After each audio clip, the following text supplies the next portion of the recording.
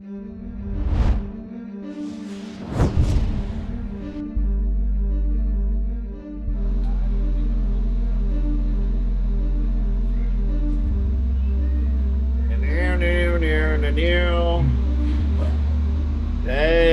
MVP, uncircumcised. So good to have you. Where you get the real raw meat behind the scenes. So, bro, literally, I watched the video of you hitting the bag from that viewpoint. You know me, I'm looking at the coach. Let me make sure his hands in the right spot, feet on balance. Everything was perfect. Oh, thank you. You know what I'm saying? I could have like sat on that a little bit more, but but hey, listen, you don't know. I wasn't even warmed up. You don't even always got. Wasn't even warmed up. There you go. And you don't got to. Brandon was like, "All right, hit the bag." So I go to the comments, bro. We couldn't pay for a good comment, could we? Really? Bro, it was. Yo, look how slow that shit was. It was just like it was just like people that was definitely making up shit. You know what wish I could do? What? Is instantly teleport them into the ring. Oh my God, I wish that would be the greatest shit ever. Jake posting weak clips, probably trying to be misleading. I've seen him look a lot better.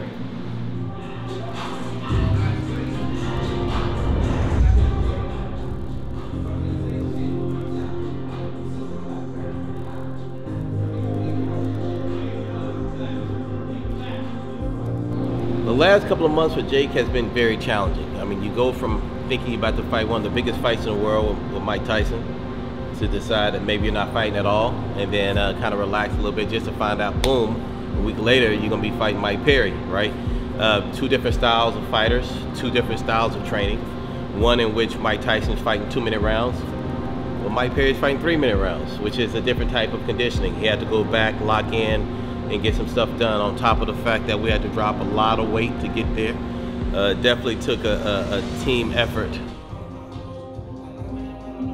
People don't realize how much is sacrificed in the camp, and Jake sacrificed a lot to get ready for the last fight, on top of releasing the new brand W, and so he needed a break. And so we took a month off, got right back in there, and now we're getting ready for Mike, and we're not as heavy as we were before, which is a plus for us. I didn't want us to go back up, but you can guarantee he's gonna be ready to fight night.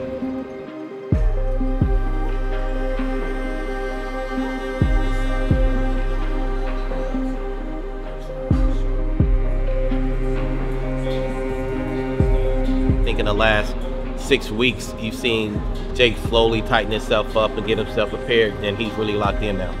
So what we've been able to see is Jake evolve into the gladiator. He's slowly evolving into the gladiator that he has become for fight night. About time he finishes his camp and goes through everything he needs to go through, by that night he'll be fully prepared. His outer shell that he needs to be able to go in there and be the gladiator for the night, he'll have that ready, and that's what you see happening now. That's the process in which we're in now.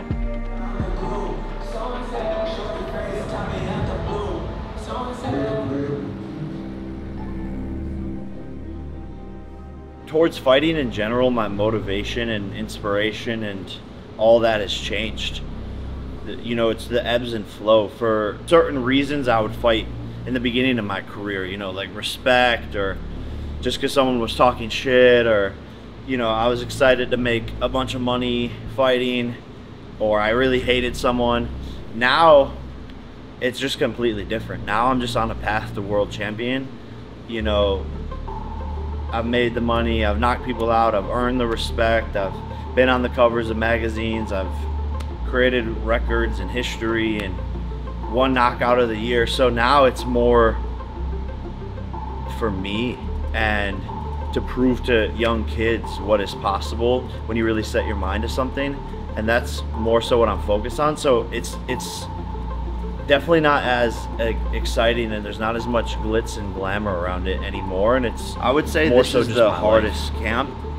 Just sparring 300-pound guys back to back and doing the jogs, you know, weighing 220 pounds, all the miles, all the work at the track is a lot more difficult than running around weighing 205 pounds. So this is definitely the hardest I've pushed myself mentally. Initially, Mike was excited for the fight, but you know, it's been a long time since Mike's been in the ring. and he had a chance to see what Jake did to Mike Perry, I think he understood that he could not play with Jake. He had to really take Jake serious. So I think that now he's focused. He understands what can happen in that ring. He's seen it, and he's ready for this fight. And we expect him to be. We don't want him not to be. Yeah, Mike's hard to read. He's a man of few words. A lot's going on the inside, but he doesn't always say what he's thinking. And it's hard to tell. But I know that come fight night, it's going to be the old Mike Tyson, the warrior Mike Tyson, getting back to doing what he does best, which is annihilate people. When you've done that for so long, it's going to be second nature for him when the bell rings in the Dallas Stadium. Mike, I love you, man. And boxing thanks you for all you've brought to the sport. You're an icon, you're a legend. I look up to you, I'm inspired by you, and I know you're gonna bring an amazing fight and put it all on the line, but no matter what you do, you can't beat me. It's a passing of the torch, and with the utmost respect, I'm gonna fuck you up.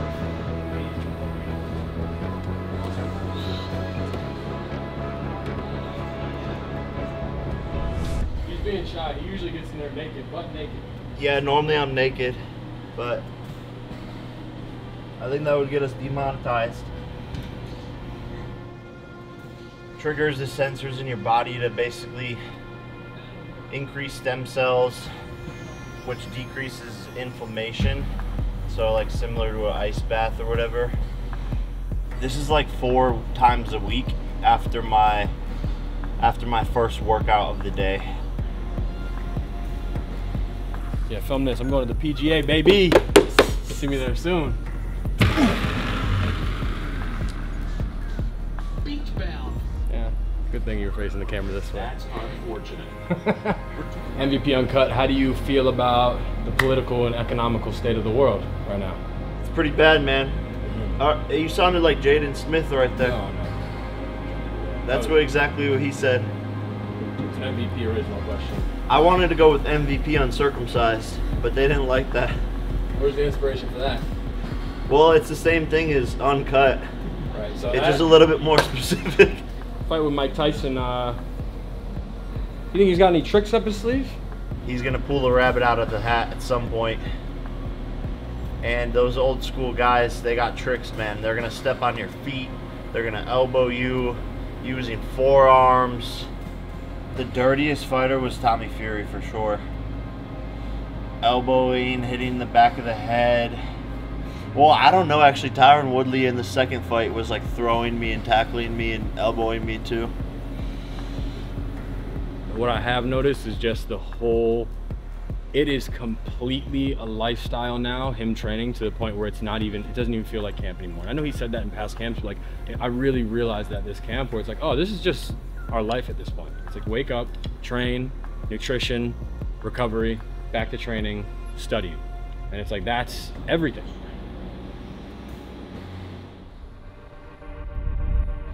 This is my house in Puerto Rico, and this was my first purchase right out of the Katie Taylor fight. So obviously that's a big thing. I bought this house July 20th after the fight with Katie Taylor, and obviously because of Jake Paul and Katie.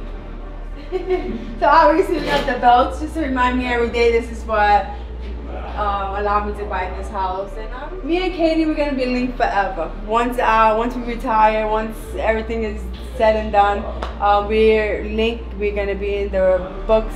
And every now and then you need a little fun in your life. So even though I lose all the time, and I don't like losing. Hey, look, see? Like everywhere I go, everywhere I look, it's Katie. I'm kind of tired of her. Nah, I mean, we're cool, we're cool. This is the best part of having your own private gym. Choose your own music. Yeah, that too. We don't have time to go to a gym. We could always come home and get some type of work. It beats missing a workout. So we never get to miss a workout.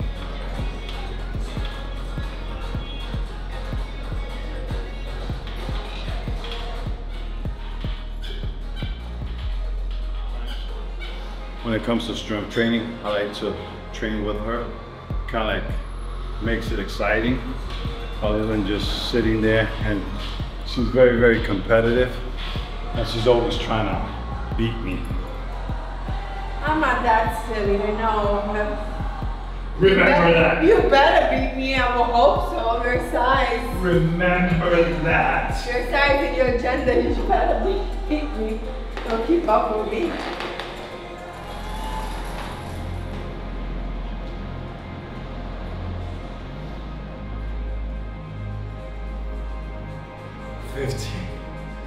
$15. She's not doing 15. But if I do 7.5. Okay, say. Think about half the man that I am. I do 8.5. 14. That just means I can't go any lower. I want for good luck. Oh wow, really? Wow. Oh wow. 17, 18,